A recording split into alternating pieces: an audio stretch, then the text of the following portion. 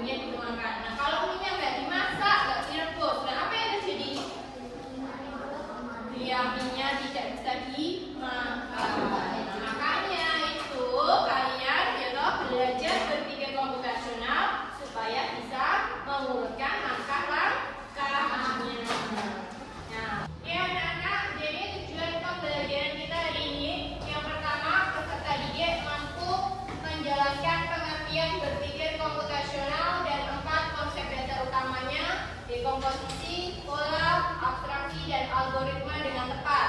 Yang kedua, peserta didik mampu menganalisis permasalahan dan menyusun solusi melalui langkah-langkah berpikir komputasional dengan benar. Ya, menjadi tujuan pembelajaran kita hari ini. Ya, anak-anak, kalian kan sudah duduk sesuai kelompoknya masing-masing ya. Nah, di sini Bu Maya mempunyai video terlebih dahulu. Silakan dilihat, diperhatikan, lalu nanti diberikan tanggapan ya. Silakan, selamat menonton.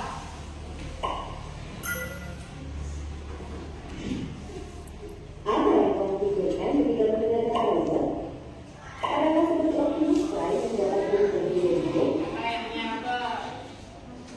Phoenix yang bisa tahu kalau kamu sakit? Atau Doraemon yang menyediakan token jahit? Mereka memang robot sih, tapi cuma ada di dalam film ya. Terus seperti apa robot di dunia nyata? Robot di dunia nyata adalah mesin yang didesain oleh manusia untuk melakukan pekerjaan tertentu. Robot bukan untuk membantu manusia. Awalnya robot dipakai untuk membuat bahan di pabrik. Robot dapat merakit bagian-bagian mobil menjadi satu kesatuan.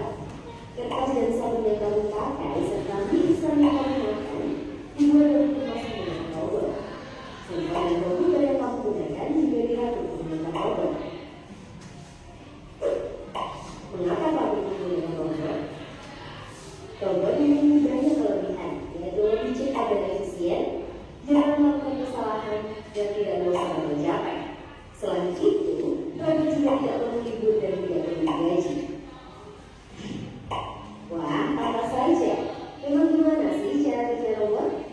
Robot memiliki bagian semacam otak yang telah diprogram oleh komputer. Otak robot kemudian memerintahkan bagian tubuh robot untuk bergerak.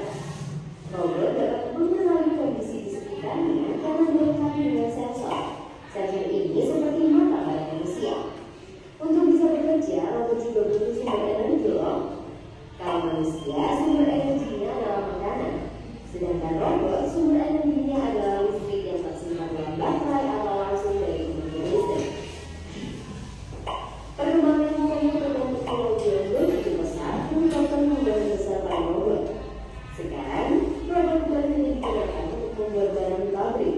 Robot juga bisa dimanfaatkan dalam berbagai bidang.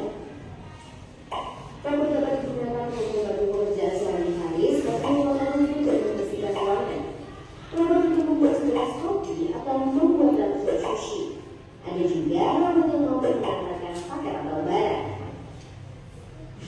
Robot juga dapat digunakan untuk pekerjaan yang sulit dilakukan oleh manusia. Contohnya, robot yang bertugas melewati gunung berapi yang panas, robot untuk memeriksa kondisi bawah laut, atau robot untuk mengeksplorasi luar angkasa. Dengan kecerdasan buatan, robot kini semakin canggih dan mampu berinteraksi dengan manusia. Apa saja contohnya? Robot Socrates dapat diajak bermain tenis meja. Robot Tato dan Sambot dapat digunakan untuk melayani tamu, pelanggan, atau pasien. Robot Romeo dan Robean dapat merawat dan menemani pasien, orang dengan disabilitas, dan orang lanjut usia. Ada juga robot jenis humanoid yang dibuat sangat mirip dengan manusia. Robot ini bisa mengobrol dengan menampilkan ekspresi wajah atau gerakan tangan. Contohnya robot Sophia dan Aleka. Bentuk robot tidak hanya mampu memiliki tubuh manusia. Teman-teman di alam juga memiliki inspirasi para ilmuwan untuk membuat robot. Contohnya itu, robot yang didesain seperti anjing peliharaan, robot ular Elme untuk memeriksa alat di bawah laut, robot bubur Aquamarine untuk penelitian dasar laut dan biota laut, atau robot terbang Robobi untuk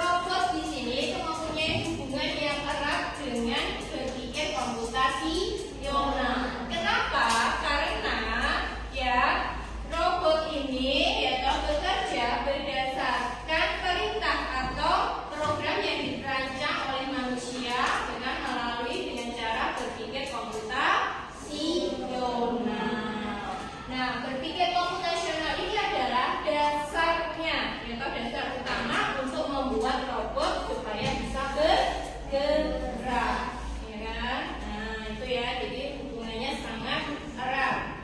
Jadi selain komputasional itu bisa digunakan untuk komputer, ya, komputasional itu juga bisa kita terapkan dalam kehidupan sehari-hari. Contohnya tadi dalam membuat mie instan, ya, seperti itu banyak sekali. Bisa juga digunakan untuk menyusun atau merapikan ruang kamarmu, terus mencari arah jalan, dan masih banyak sekali lainnya, ya. Nah, apa sih yang dimaksud dengan komputasional itu? Jadi komputasional itu adalah cara berpikir logis dan sistematis untuk menyelesaikan masalah, ya, tuh. Dan manfaat berpikir komputasional yaitu di mana bisa membantu manusia dalam menyelesaikan masalah. Selain itu masih banyak lagi, ya, bisa membantu manusia untuk beradaptasi dengan teknologi, ya. Berpikir komputasional itu berpikir menggunakan otak komputer supaya dalam menyelesaikan masalah bisa secara runtut dan sistematis.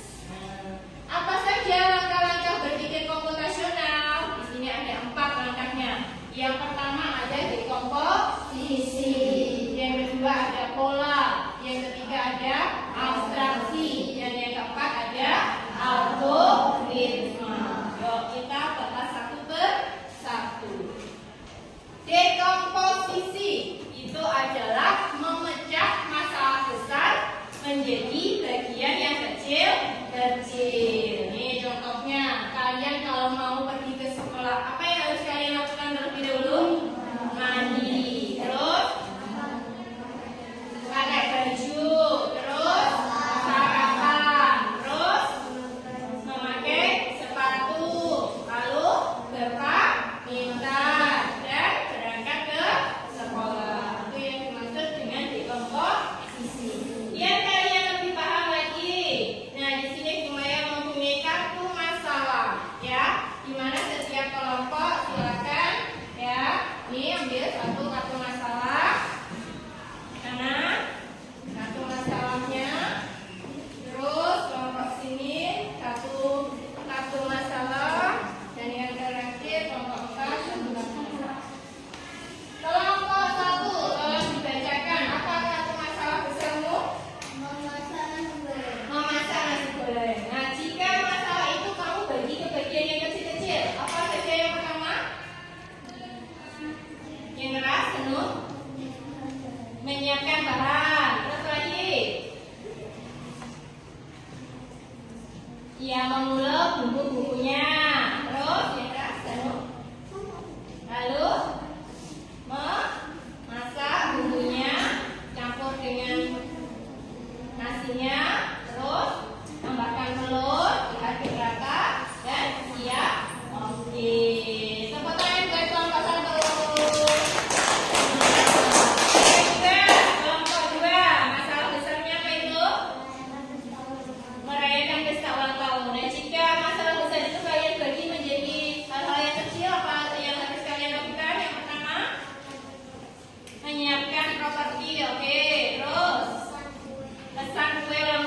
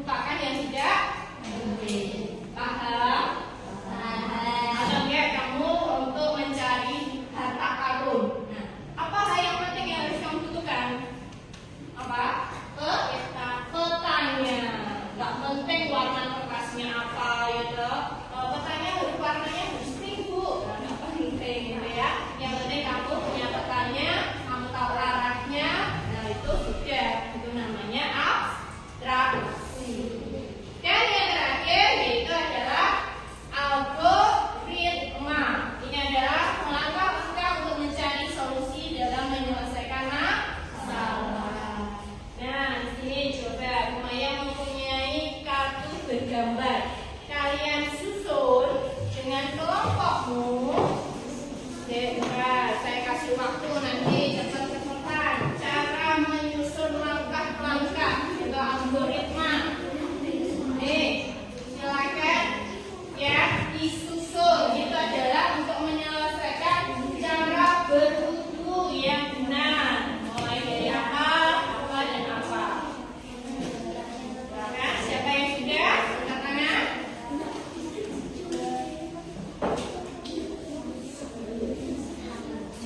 Sudah? Nggak bisa lupa. Nah, itu bisa. Yuk, urut ya langkah-langkahnya. Itu namanya algoritma. Sudah? Ya, langkah satu sudah. Ya, yang lain stop. Karena tidak ada yang selesai duluan. Silakan dibacakan langkah satu bagaimana langkah-langkah cara berwudu. Yang pertama apa? Berniat dan mencuci tangan. Oke, berniat dan mencuci tangan. Terus Berkumur, berkumur. Oke, lalu membersihkan hidung. Oke, membasuh wajah. Keras, yuk. Terus membasuh tangan kanan dan kiri, membasuh tangan kanan dan kiri. Terus mengusap kening dan rambut, ya, mengusap kening dan rambut. Lalu membasuh telinga, membersihkan telinga. Oke, terus membasuh kaki kanan. iya, membasuh kaki kanan dan kiri. Dan yang terakhir Setelah berdoa setelah betul. Tepuk tangan buat kelompok satu. Nah, itulah cara menyelesaikan suatu masalah. Kamu susun langkah-langkahnya dan pecahkanlah masalah dan cepat selesai. Paham? Ada pertanyaan? Tidak, itu tadi ya yang kalian sudah memahami apa itu komputasional dan juga 4 konsep dasar dari komputasional. Ada dekomposisi, pola, abstraksi, dan algoritma. Kalian sudah memahaminya. Nah, sekarang saatnya untuk mengaplikasikannya. Ya, di sini Umaya sudah menyiapkan lembar diskusi LKPD, yaitu di mana kalian nanti mampu, ya kan, sesuai dengan tujuan pembelajaran kita yang kedua, kalian mampu menganalisis suatu masalah dan menyusun langkah atau solusi dalam menyelesaikan masalah dengan cara berpikir komputasional. Itu silakan diskusikan dengan kelompoknya. Nah, masalahnya yang sering terjadi di sekolah kita. Di sini Umaya juga mempunyai 4 masalah besar yang harus kalian pecahkan bersama kelompokmu dengan menggunakan langkah berpikir komputasional. Yang diawali dari apa tadi? Dekomposisi, terus pola, terus abstraksi, dan yang terakhir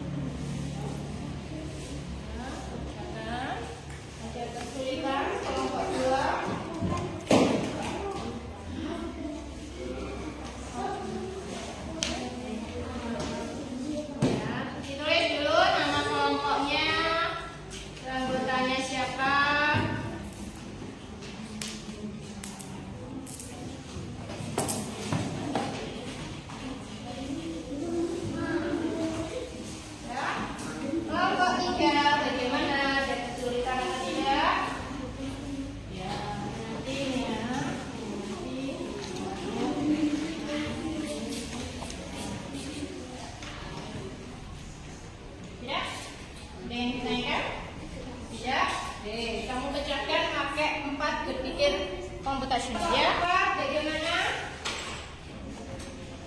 Sudah ada kesulitan? Sudah? Oke, ya. Baik, anak-anak, kelihatannya kok ada yang udah mulai ngantuk, lelah, dan mungkin ada yang emosi, saling berbeda pendapat.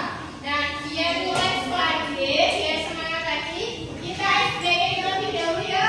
Silakan berdiri terlebih dahulu. Berdiri dulu. Berdiri, berdiri semua berdiri. Mata berdiri mata. Yuk, kita SBG terlebih dahulu. Ya, nyanyi sambil bergerak. Ya. Yuk, mulai ya. 1, 2, 3.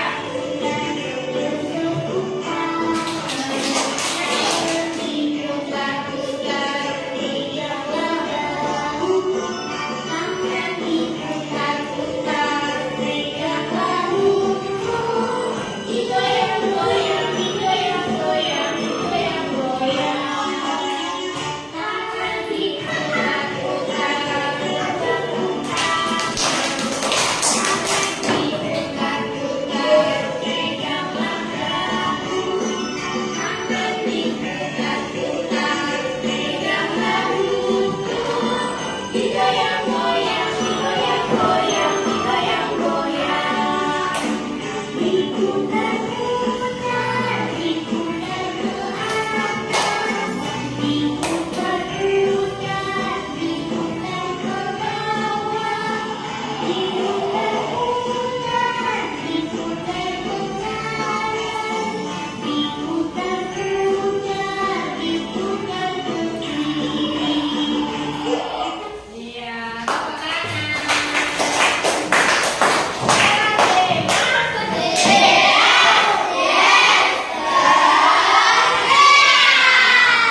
Oke, silakan diselesaikan. Saya kasih waktu 5 menit, terus kita presentasi.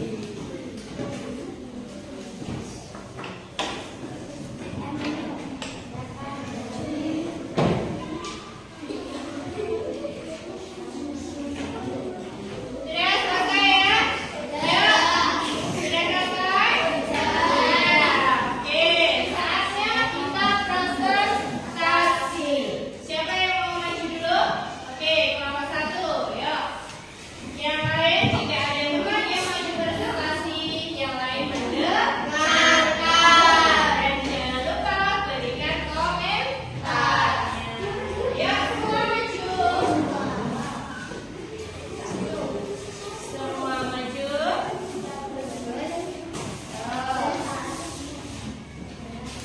Yang lain berperhatikan.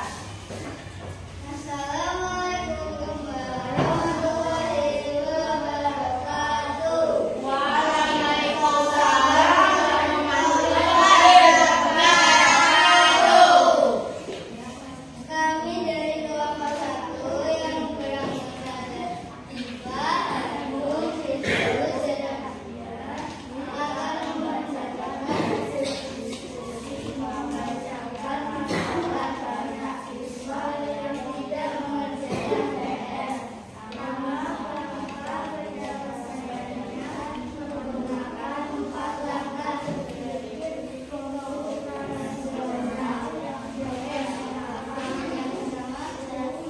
Siapa aja dulu yang baca satu-satu. Yang pertama di kompetisi siapa yang membacakan? Terkira menjadi beberapa bagian kecil. Tadi masalahnya kan banyak siswa yang tidak mengerjakan PR. Makanya di kompetisi dibagi menjadi masalah-masalah kecil. Apa yang pertama? Dari komposisi terkira menjadi beberapa bagian kecil. Pak, yang pertama. Tidak tahu cara mengerjakan PR. Lupa mencatat kalau ada PR. Malas dan tidak sempat mengerjakan PR di rumah. Lebih memilih bermain daripada belajar. Oke, terus angka yang kedua. Pola, ya, dari yang sama, apa? Jadi setiap ada PR. Hmm. Siswa yang tidak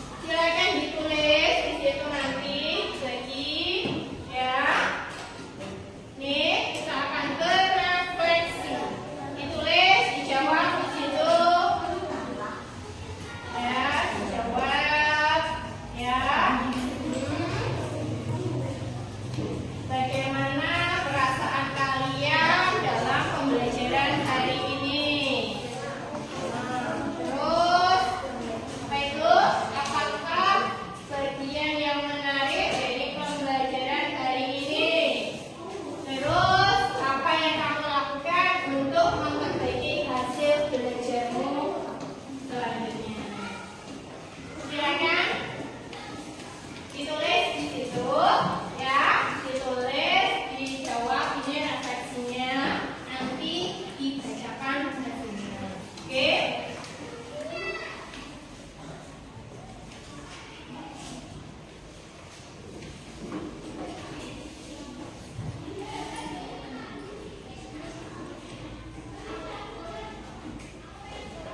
Sudah ya? Yuk, silakan siapa yang mau membacakan hasil refleksinya?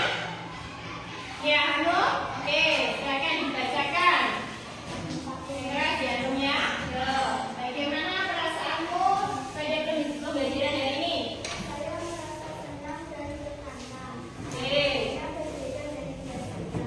Kami tidak senang karena saya berbagai Oke, senang. Yuk, Ila.